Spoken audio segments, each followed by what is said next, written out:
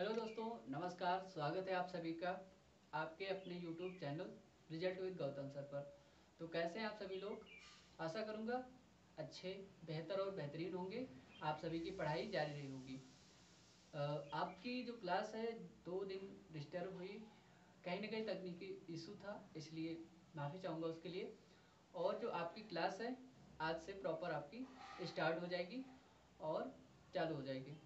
तो आज हम बात करने वाले हैं मौर्य काल पर। मैंने आपको बताया बौद्ध धर्म के विषय में, जैन धर्म के विषय में और भागवत धर्म, शाक्त धर्म, वैष्णव धर्म, इन सब के बारे में मैंने आपको बताया, जानकारी दी कि उत्तर प्रदेश में कहाँ कहाँ पर ये सभी धर्म आपके अवस्थित थे और क्या कुछ इनके विषय में जानकारी थी हमारे पास, वो मैंने आपके साथ में साझा करी।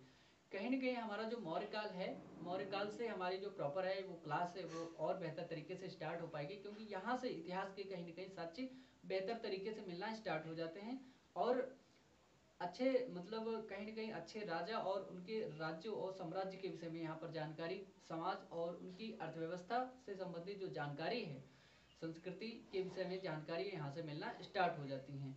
तो हम आज बात करने वाले हैं कहाँ पर? आज हम बात करने वाले हैं आपके मौर्य काल पर। तो आज आपका मौर्य काल चलेगा। मौर्य काल से संबंधित जो हमारी जानकारी है उसके विषय में हम यहाँ पर स्टार्ट करेंगे।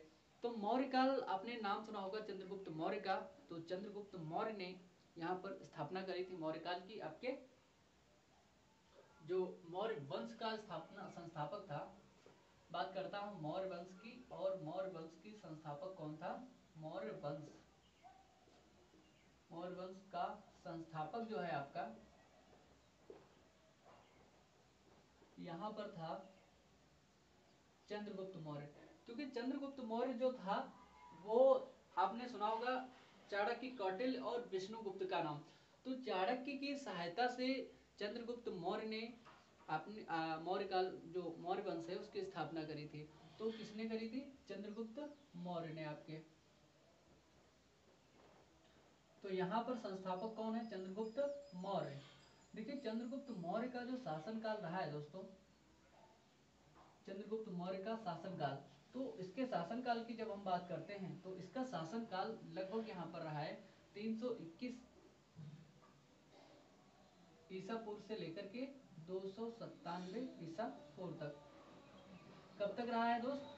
297 ईसा पूर्व तक। लगभग यहाँ पर इसने 24 साल 24 वर्षों तक, लगभग यहाँ पर 24 वर्ष तक यहाँ किसने?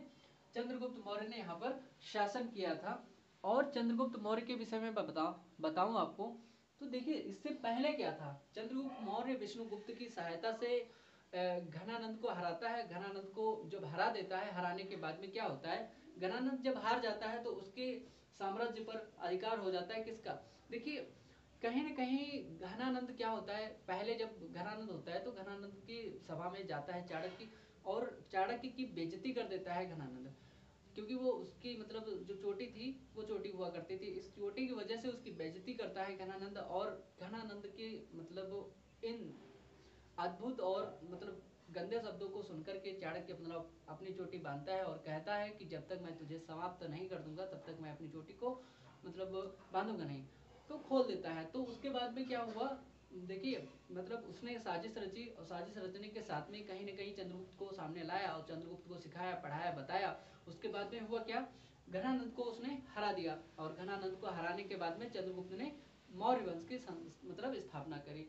मैं बात करता हूँ इससे पहले का क्या था, मतलब क्या कहीं ये इसका राजा हुआ करता था, कहीं इसके पिता क्या कहीं के शासक हुआ करते थे? तो हाँ, कुछ जगह पर ऐसा मिलता है कि चंद्रगुप्त घूमते टहलते मतलब एक सामान्य बालक हुआ करता था, उसको पकड़कर और उसने मतलब विष्णुगुप्त ने मतलब चाणक्य ने, कौटिल्य ने उसको बढ़िया से बेहतर तरीके से शिक्षा दी और इतने मतलब यहाँ तक लेकर के आया।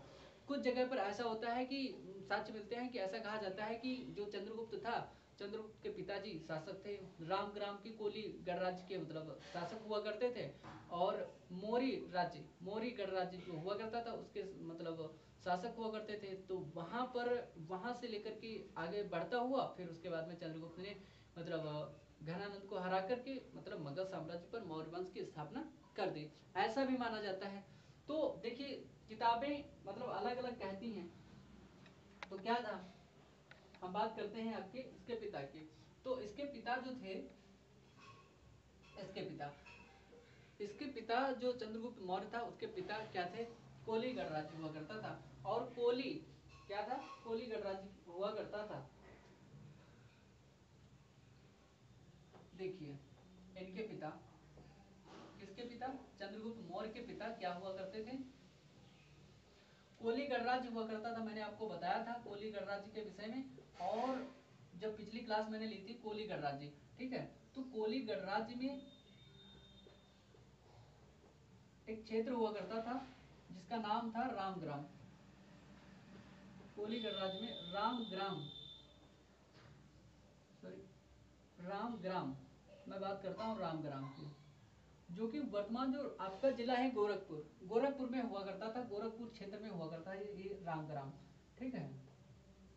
गोरखपुर के क्षेत्र में, वर्तमान का जो जिला आपका गोरखपुर है वहां पर हुआ करता था ये रामग्राम। तो रामग्राम में उन्होंने क्या किया था, मौर्य राज्य हुआ करता था रामग्राम में, मौर्य, मैंने बताया था आपको पिप्पलीवन के मौर्य, मौर्य राज्य की स्थापना करी। किसकी, मौर्य राज्य की स्थापना करी थी इसके पिता ने, चंद्रगुप्त के पिता ने, ऐसा मतलब माना जाता है इतिहास में, स्थापना की, ठीक है। तो मैंने बताया आपको चंद्रगुप्त मौर्य ने 321 से लेकर के 297 ईसा पूर्व तक मतलब उसने शासन किया, और क्या हुआ, लगभग उसने 24 वर्षों तक इसने शासन किया। शासन करने के बाद में उसके पिता के विषय में मैंने आपको बताया कि उसके पिता जो थे कोली गणराज्य के रामग्राम में, गोरखपुर के आसपास का जो क्षेत्र हुआ करता था, इलाका हुआ करता था, उसमें मौर्य राज्य की इन्होंने स्थापना करी थी। किसके, मौर्य राज्य की स्थापना करी थी। अब बात करता हूँ मौर्य राज्य की, मतलब इनकी राजधानी क्या हुआ करती थी, इनकी राजधानी के बारे में बात करता हूँ मैं, तो आपको दिखाई दे रहा होगा, हाँ। तो मैं बात करता हूँ इनकी राजधानी के बारे में। इनके पिता की जो राजधानी हुआ करती थी, राजधानी किसकी, राजधानी की बात करता हूँ, किसकी राजधानी की बात करता हूँ मैं यहाँ पर आपसे, तो मौर्य जो गणराज्य हुआ करता था, इनके पिता जहाँ के राजा हुआ करते थे, तो मैं उसकी बात करता हूँ, ठीक है। तो मैं बात करता हूँ राजधानी की, तो ये हुआ करती थी पिप्पलीवन। आप इसको ऐसे ही लिखेंगे, ठीक, पिप्पलीवन कैसे लिखा जाता है, ऐसे, पिप्पलीवन के मौर्य हुआ करते थे, इनकी राजधानी हुआ करती थी पिप्पलीवन। तो पिप्पलीवन वहीं पर है जहां पर वर्तमान गोरखपुर जिले का मतलब जो मुख्य स्थल है, जहां पर माना जाता है, मुख्य ग्राम माना जाता है, जहां पर मुख्य जनपद माना जाता है वो गोरखपुर का। तो गोरखपुर का आप ऐसे लिख लेंगे, गोरखपुर के केंद्र में, सॉरी,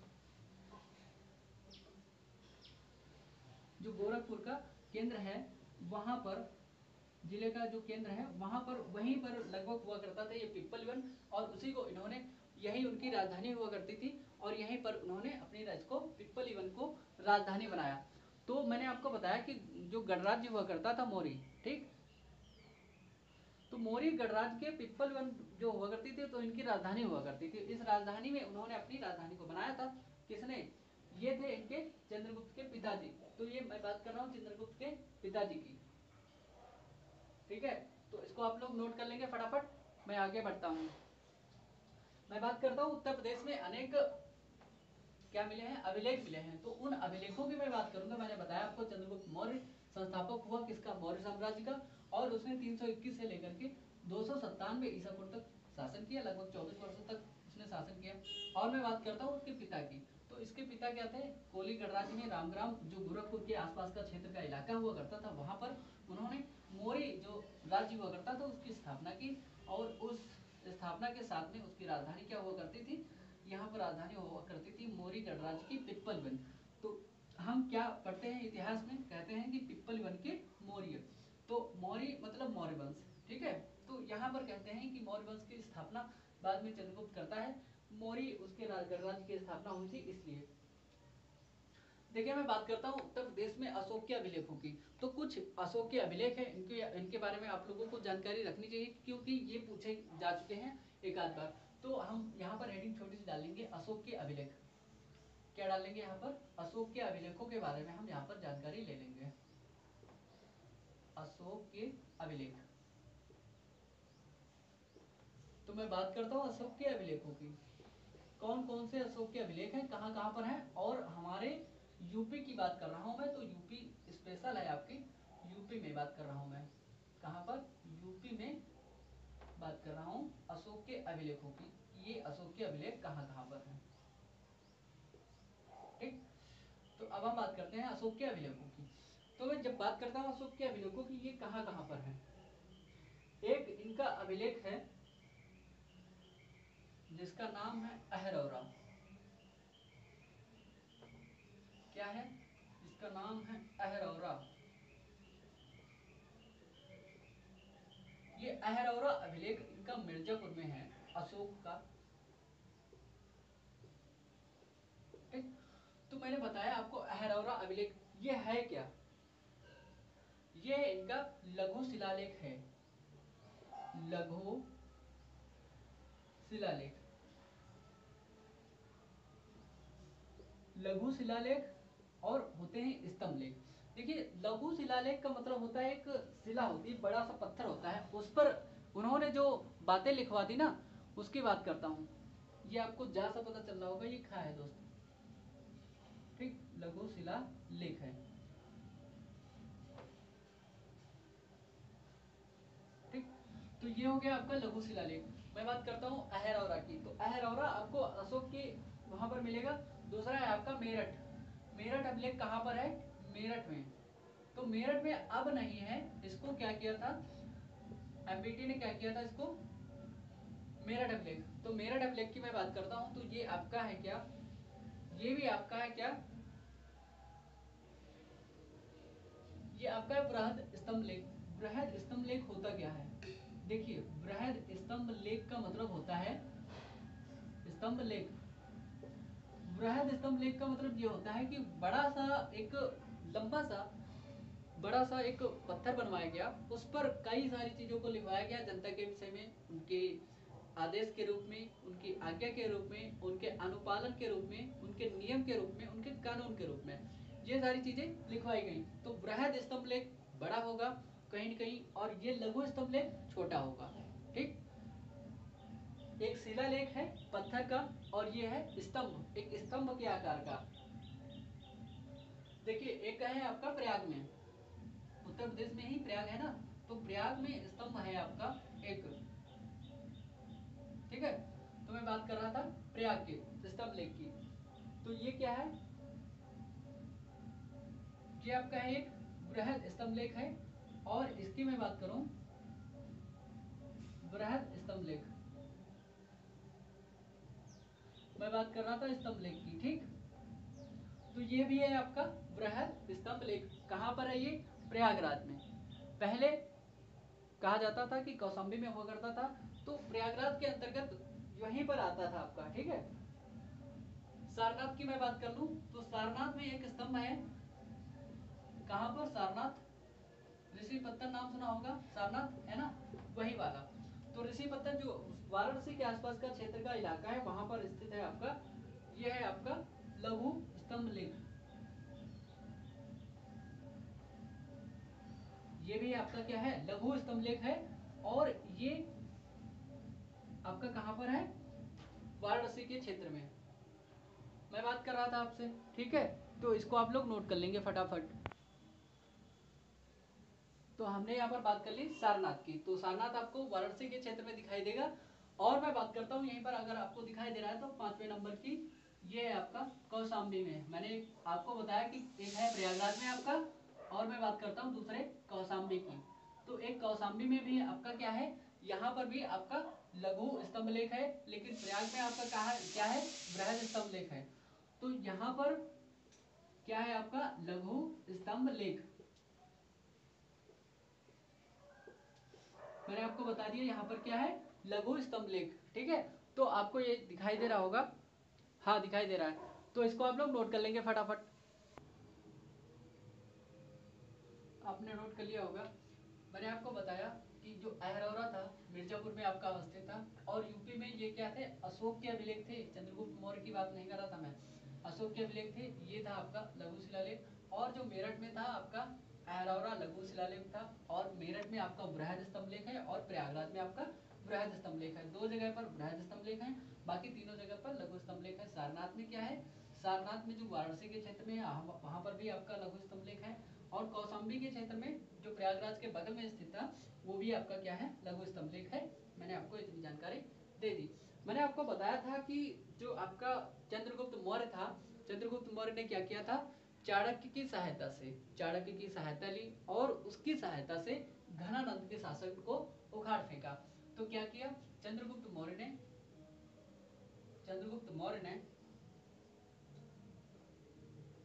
क्या किया, किसकी सहायता से, देखिए इसके कई नाम हैं। कौटिल्य इसको कहा जाता है, कौटिल्य, चाणक्य को कौटिल्य कहा जाता है। इसका नाम है चाणक्य। इसका नाम है विष्णुगुप्त।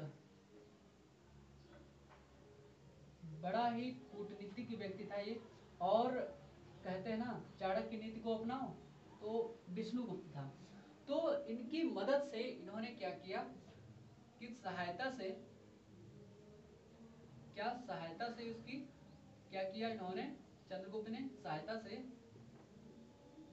क्या किया, घनानंद का जो शासन था ना, घनानंद के शासन को इन्होंने उखाड़ फेंका। और घनानंद उस समय कहां पर था, मगध की गद्दी पर राज करता था घनानंद। तो घनानंद के शासन को क्या किया, इन्होंने उखाड़ कर फेंक दिया, दोनों ने मिलकर के शासन को उखाड़ फेंका। ठीक, किसने, चंद्रगुप्त और विष्णुगुप्त, जो कि कौटिल्य चाणक्य ने मिलकर के।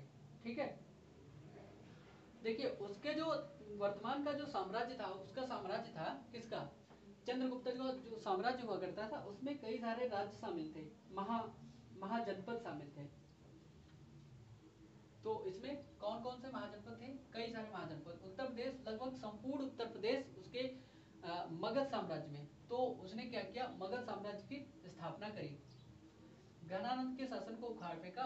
और यहाँ पर लिख लीजिए, और मगध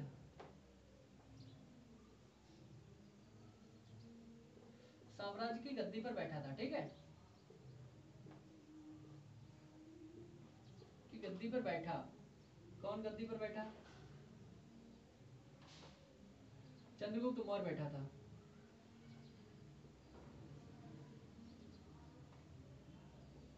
ठीक है, तो उसको गद्दी मिल गई।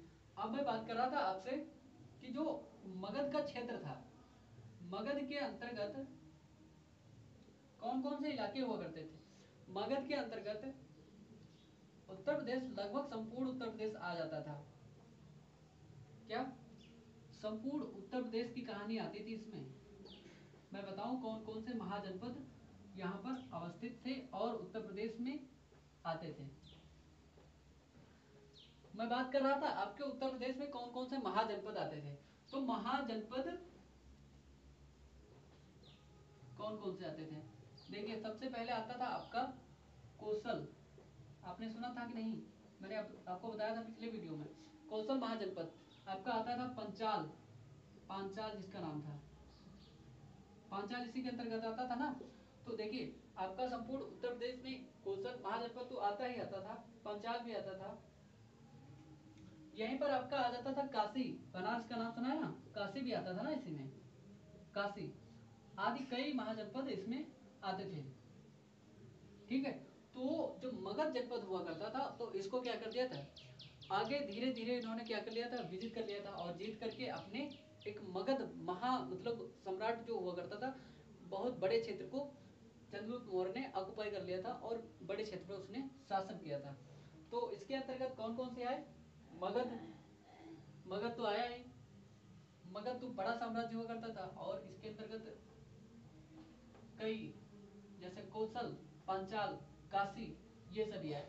तो चंद्रगुप्त ने क्या किया, किसकी मदद ली, चाणक्य की मदद से घनानंद को हरा दिया, उसके शासन को उखाड़ फेंका, और उसके बाद में क्या किया, मगध की जो स्थापना, मगध साम्राज्य की स्थापना कर दी और उस पर उसकी गद्दी पर बैठा। मगध के अंतर्गत आने वाले लगभग संपूर्ण उत्तर प्रदेश आता था किसके अंतर्गत, मगध के अंतर्गत, और कुछ बिहार का भी इलाका आया करता था उसमें। तो इसमें कौन कौन से आते थे? कोसल, पांचाल और काशी महाजनपद हुआ करते थे, जो यहाँ पर आते थे। इसके अंतर्गत मगध के अंतर्गत यहाँ पर आते थे। चंद्रगुप्त का एक ताम्र अभिलेख मिलता है जिसका नाम क्या है? सोगौरा अभिलेख। क्या है? चंद्रगुप्त का एक ताम्रपत्र अभिलेख एक मिलता है। चंद्रगुप्त का ताम्र पत्र अभिलेख, ये अभिलेख मिलता है इसका, जिसका नाम है चंद्रगुप्त के अभिलेख का, जिसका नाम है सोहगौरा अभिलेख। नाम सुना है कभी? अगर इतिहास पढ़ा होगा तो सोहगौरा का नाम जरूर सुना होगा। तो सोहगौरा अभिलेख जो है इसका, चंद्रगुप्त का, तो सोहगौरा अभिलेख की मैं बात कर रहा था। तो सोहगौरा जो आपका अभिलेख है ना, तो सोहगौरा अभिलेख आपका दिखाई दे रहा है ना सही से? ठीक है। तो सोहगौरा अभिलेख जो है आपका, वो मतलब कहाँ पर अवस्थित है? गोरखपुर में। तो ये जो सोहगौरा अभिलेख है ना, तो ये अभिलेख गोरखपुर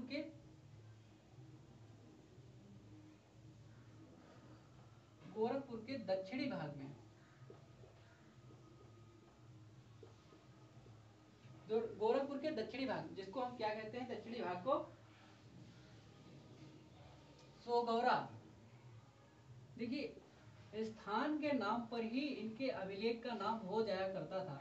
जैसे मैंने आपको बता दिया, मेरठ अभिलेख, प्रयाग अभिलेख, कौशाम्बी, है ना, ये सब अभिलेख हुआ करते थे। तो सोहगौरा जो था आपका कहाँ पर अवस्थित था?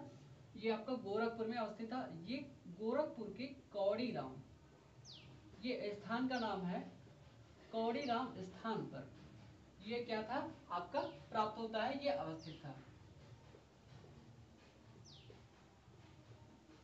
कौड़ीराम में स्थित था। ठीक है, तो इसको आप लिख लेंगे यहाँ पर, कौड़ीराम में स्थित था। ये चंद्रगुप्त का ताम्रपत्र अभिलेख है। क्या है? ताम्रपत्र अभिलेख। इसको आप लोग नोट कर लेंगे। जो ये है ना सोहगौरा अभिलेख, इसकी जो भाषा हुआ करती थी ना,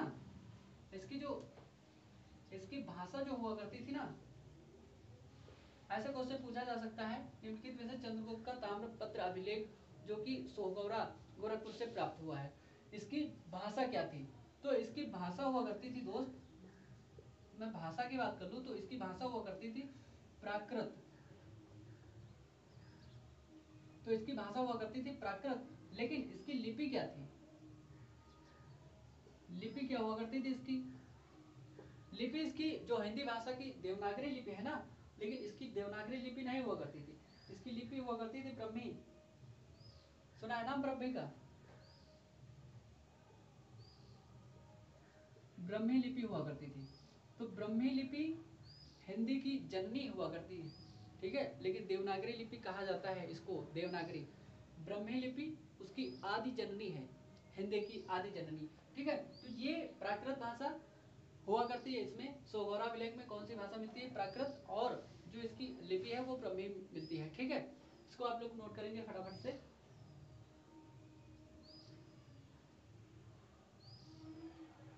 इसमें एक सच मतलब एक ऐसा कहा जाता है कि जो अकाल हुआ करता था ना, चंद्रगुप्त मौर्य के शासनकाल में अकाल पड़ा था। ठीक है, तो इसमें ऐसा कहा जाता है कि जो चंद्रगुप्त हुआ करता था, चंद्रगुप्त मौर्य, इसने क्या किया था?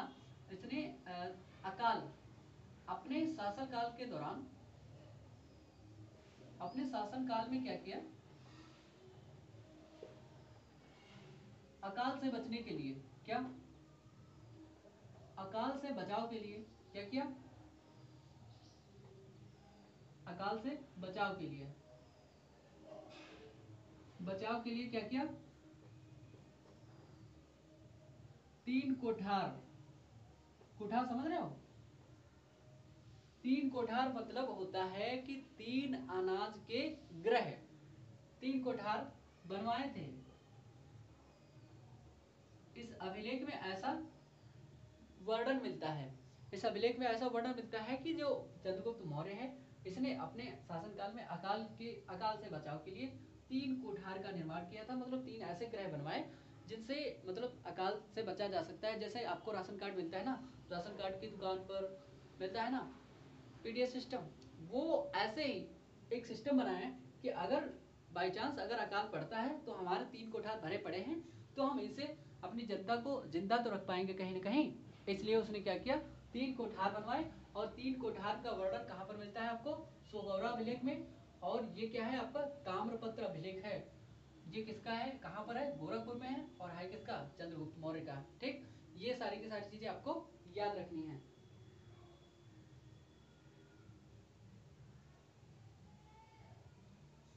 मैं बात कर रहा था चंद्रगुप्त मौर्य की। चंद्रगुप्त मौर्य का ताम्रपत्र अभिलेख मैंने बात कर ली। सोगौरा अभिलेख है आपका, सोगौरा से आपको याद रखना चाहिए, सोगौरा गोरखपुर। ठीक है, गोरखपुर के दक्षिणी भाग में वहां पर अवस्थित है सोगौरा। सोगौरा के कौड़ी राम में स्थित था। तो मैं बात कर रहा था इसकी, और इसकी भाषा क्या थी, इसकी भाषा थी प्राकृत। ठीक है, और लिपि इसकी थी ब्रह्मी। ब्रह्मी मैंने आपको बता दिया। अपने शासन काल के दौरान उसने अकाल से बचाव के लिए क्या किया था, 3 कोठार बनाने का वर्णन है इस किसमें, यही जो सोगौरा अभिलेख है इसी के अंतर्गत इसमें वर्णन है आपका 3 कोठार बनवाने का। चंद्रगुप्त मौर्य के द्वारा 3 कोठार बनवाए गए। ठीक है, देखिए चंद्रगुप्त आता है, चंद्रगुप्त मौर्य के बाद में, चंद्रगुप्त मौर्य के बाद में कौन आता है, चंद्रगुप्त मौर्य। मौर्य के बाद में कौन आया, कौन आएगा, उसके बाद में उसका लड़का ही तो आएगा, और उसका बेटा आया, और उसके बाद में उसका बेटा शासन बनता है, शासक बनता है। तो उसके बाद में चंद्रगुप्त मौर्य के बाद में कौन आता है, इसके बाद आता है बिंदुसार। और बिंदुसार ठीक ठाक टाइम तक शासन करता है यहाँ पर। और बिंदुसार के बाद यहाँ पर आता है आपका अशोक। तो अशोक के अभिलेख मैंने आपको बताए थे अभी कुछ देर पहले। तो ये आता है अशोक, और अशोक यहाँ पर फिर बाद में शासक बनता है। ठीक, सबसे पहले चंद्रगुप्त मौर्य ने मौर्य वंश की स्थापना करी। उसके बाद में उसका बेटा है बिंदुसार। बिंदुसार के बाद में उसका बेटा आता है अशोक। तो अशोक यही चला आता है। उसके बाद में अशोक का कलिंग युद्ध सुना होगा, ठीक है, 261 ईसा पूर्व, सुना है ना। तो अशोक के समय में हुआ था। उसके बाद में इसका हृदय द्रवित हो गया था, मतलब बहुत ज्यादा जान माल की हानि हुई थी, लोग बहुत ज्यादा प्रभावित हुए थे। तो उसके बाद में अशोक का हृदय द्रवित हो गया। उसके बाद में अशोक ने मतलब युद्ध ना करने की घोषणा करी। तो उसी के बाद में क्या किया अशोक ने, अशोक ने क्या किया था, कलिंग विजय के बाद में अशोक ने क्या किया, कलिंग विजय के बाद, कलिंग विजय के बाद में, कलिंग विजय के बाद अशोक ने, अशोक ने देखिए सम्राट अशोक था। और अशोक ने क्या किया, अशोक ने दिग्विजय के स्थान पर, दिग्विजय, सॉरी ऐसे नहीं, ऐसे आप लिख सकते, दिग्विजय के स्थान पर, के स्थान पर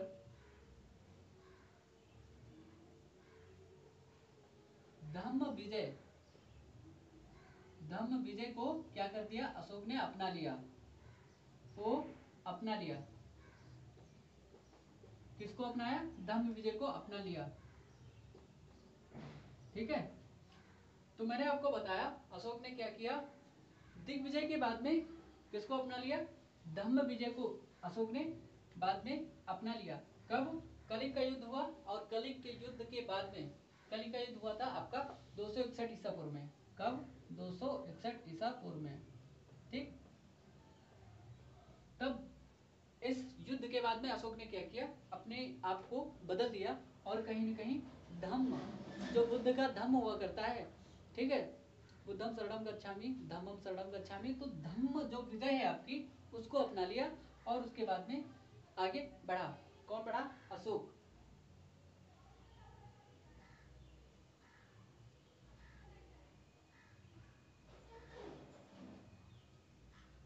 और देखिए धम्म विजय की ओर जब आगे बढ़ता है, तो इस दौरान अशोक ने क्या किया था, इस दौरान अशोक ने मतलब लगभग धम्म विजय अपनाने के बाद क्या किया, तो अशोक ने धम्म विजय अपनाने के बाद में, विजय अपनाने के बाद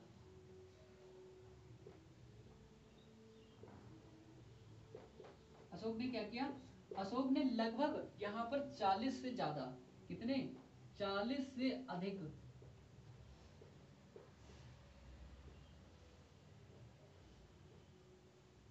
सॉरी 40 से अधिक क्या किया, यहाँ पर लगभग 40 से अधिक शिलालेख और स्तंभलेख बनवाए थे। आपको दिखाई दे रहा होगा आशा करूंगा, शिलालेख दिखाई दे रहा है ना, शिलालेख एवं स्तंभलेख बनवाए, एवं स्तंभ लेख बनवाए थे, किसने, अशोक ने। ठीक है, तो इसको आप लोग नोट कर लेंगे, दिखाई दे रहा है ना प्रॉपर। मैंने आपको बताया चंद्रगुप्त मौर्य, उसके बाद में कौन आया, उसका बेटा बिंदुसार आया, बिंदुसार के बाद में अशोक आता है, और अशोक ने कलिंग विजय के बाद में क्या किया, दिग्विजय के स्थान पर धम्म विजय की नीति को अपना लिया, और धम्म विजय की नीति के बाद में अपनाने के बाद में लगभग 40 स्तंभलेख और लघु शिलालेख का निर्माण करवाया उसने, और जनता के लिए, जनता के नियमों के कानूनों के हिसाब से जनता को गाइड करने के लिए, जनता को अच्छा बनाने के लिए, कहीं ना कहीं अपने शासक को खुद को बेहतर तरीके से आगे बढ़ाने के लिए नियमों का कुछ नियम बनाए, उन नियमों के आधार पर चला और आगे बढ़ा। वर्तमान में अशोक का नाम काफी सम्राट कहा जाता है ना, तो अशोक महान कहा जाता है, तो इसीलिए उसको महान कहा जाता है क्योंकि उसकी धम्म की नीति जो थी वो आगे बहुत ज्यादा काम में आई। तो उसने लगभग 40 स्तंभलेख और शिलालेख को का निर्माण करवाया। जब हम इतिहास में पढ़ेंगे अशोक को तो बेहतर तरीके से और विस्तार में पढ़ेंगे। अब आपको यहाँ पर यूपीपीसीएस और आरओ एआरओ के लिए, उत्तर प्रदेश स्पेशल के एग्जाम्स के लिए ये इतना ही महत्वपूर्ण है। तो यहाँ तक हम आज बात करते हैं मौर्यकाल के विषय में, और कल आपका आएगा पार्ट 2 मौर्यकाल का, इसके विषय में हम यहाँ पर जानकारी आपको देंगे और यहाँ पर आगे बढ़ाएंगे आपको। तो कैसा लगा आज का वीडियो और कैसी लगी आज की क्लास, आप लोग कमेंट बॉक्स में जरूर अपना रिव्यू देंगे। और अब आज के बाद में जो आपकी क्लास है वो प्रॉपर चलती रहेगी, क्योंकि तकनीकी इशू था, इसलिए जो क्लास आपकी थी 2 दिन के लिए बंद रही। ठीक है, और आपकी जो ज्योग्राफी की क्लास है वो भी प्रॉपर अब चलेगी। तब तक के लिए नमस्कार आप सभी का। लाइक शेयर और सब्सक्राइब करते रहें, दोस्तों को बताते रहें, 4 लोगों को बढ़ाते रहें। इसी में आप सभी का भलाई है, और जितना जल्दी हो सकेगा आप लोगों से, ये आप पर निर्भर करता है कि आप लोग जितनी जल्दी लाइव देखना चाहते हैं तो हम उतनी जल्दी लाइव आ पाए। तो वो आपको चैनल को आगे बढ़ाना है जल्दी से जल्दी, और ताकि हम आपके समझ लाइव आ सकें। तो तब तक के लिए नमस्कार, आप सभी का बहुत बहुत प्यार, धन्यवाद।